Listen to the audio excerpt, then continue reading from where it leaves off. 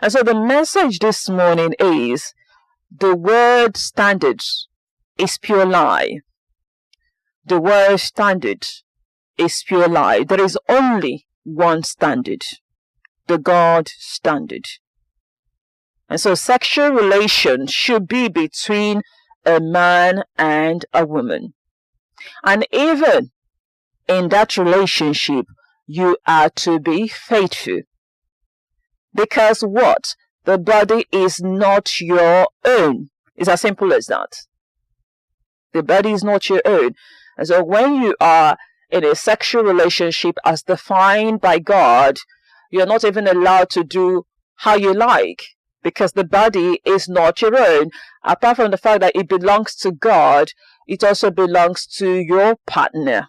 And so if you are one of those people who argue men are promiscuous in nature, you better stop deceiving yourself.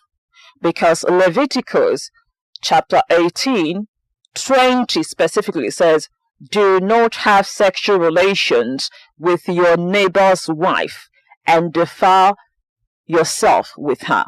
And when you look at one of the 10 commandments, it also says, thou shalt not covet thy neighbor's wife. So why are we deceiving ourselves?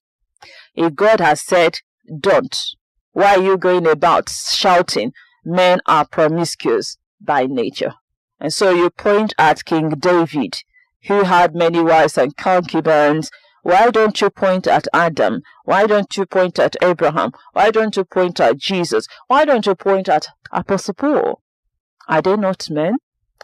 As if that is not enough, after being promiscuous, you now bring the argument that they must not divorce you, that the Bible is against divorce. And so you saw what the Bible says about divorce in your own perception, but you're not seeing what the Bible says about adultery. You're not seeing what the Bible says about fidelity. You're not seeing what the Bible says about faithfulness.